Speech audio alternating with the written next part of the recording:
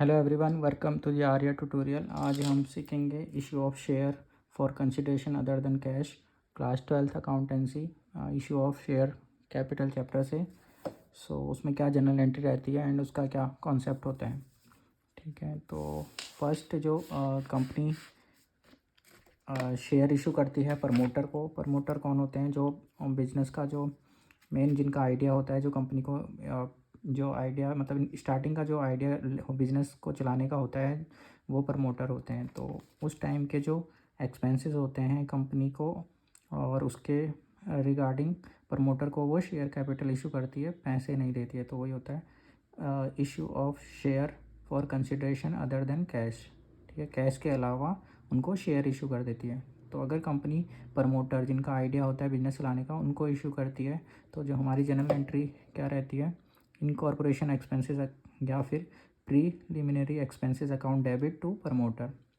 तो incorporation expenses क्या होता है? जो भी कंपनी को बिजनेस को जो बनाने में आगे चलाने में खर्चे आते हैं स्टार्टिंग के फेज़ में, वो सारे इनकॉर्पोरेशन एक्सपेंसेस के अंदर आते हैं। तो पहले हम एक खर्चे को जो एक्सपेंसेस है उसको ड्यू करते हैं, तो इसलिए ये वाली एंट्री होती है incorporation expenses account debit to promoter. ठीक है, यानी अमाउंट ड्यू हो जाता है। फिर उसके बाद प्रमोटर को हम शेयर इशू कर देते हैं, तो promoter account debit to share capital, यानी कि उनको शेयर इशू हो जाते हैं। तो ये जनरल एंट्री रहती है पहले ड्यू करने की, एक्सपेंसेस को ड्यू करने की, और उसके बाद उनको शेयर देने की प्रमोटर को। तो ये दो हो गई प्रमोटर के रिगार्डिंग। नेक्स्ट इसी तरह अंडर राइटर होते हैं। ठीक है, कंपनी में अंडर राइटर्स होते हैं, जो भी जैसे आप जो बिजनेसमैन जिसका मेन आइडिया है उसको लग रहा है कि ये बिज़नेस आगे चलेगा नहीं चलेगा, तो उसको पैसे को बैकअप करने के लिए, ठीक है, तो ये अंडर राइटर्स होते हैं जो बिज़नेस को पीछे से सपोर्ट करते हैं, तो उस लिए या फिर कमीशन लेते हैं कंपनी से। तो इसकी जो जनरल एंट्री रहती है वो रहती है पहले ड्यू करने की, again same underwriting commission account debit to underwriter. ठीक है, उसके बाद अंडर राइटर को हम शेयर इशू कर देते हैं, तो उसकी क्या जनरल एंट्री रहती है? Underwriter account debit to share capital, फिर शेयर इशू हो जाते हैं। इसी तरीके से कभी कभी जो बिजनेस है, जो मतलब कंपनी है, वो पूरा बिजनेस ही खरीद लेती है किसी कंपनी का।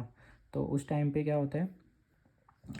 असेट्स अकाउंट डेबिट, यानी कि कभी अभी असेट खरीदते, कभी पूरा बिजनेस भी खरीद लेते हैं। तो जैसे अगर असेट्स खरीद रही है तो assets account debit to vendor, यानी कि असेट्स खरीदने की एंट्री। उसके बाद या फिर अगर वो बिजनेस ही खरीद लेते हैं जिसमें उसके असेट्स भी होते हैं और लाइबिलिटीज़ भी होते हैं बिजनेस में, तो उस केस में क्या एंट्री रहेगी? Sundry assets account debit to sundry liabilities और टू वेंडर। ठीक है, तो यहाँ पे सन्ड्री असेट यानी कि जितने भी आपके असेट्स के पैसे होंगे वो यहाँ पे वैल्यू आ जाएगी। उसके बाद सन्ड्री लाइबिलिटीज़, इसी तरीके से जो भी आपके लाइबिलिटीज़ की वैल्यूज़ होंगी, टोटल जितनी भी कंपनी की लाइबिलिटीज़ होगी वो यहाँ पे आ जाएगी।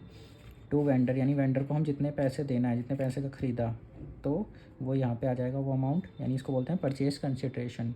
ठीक है, उसके बाद अगर गुडविल है उस कंपनी की, ठीक है, तो यहाँ पे गुडविल अकाउंट डेबिट हो जाएगा। अगर गुडविल नहीं है, नेगेटिव में है, तो कैपिटल रिजर्व क्रेडिट हो जाएगा। ठीक है, तो ये रहती है वेंडर के रिगार्डिंग। फिर वेंडर को हम पैसे दे देते हैं या फिर शेयर इशू कर देते हैं।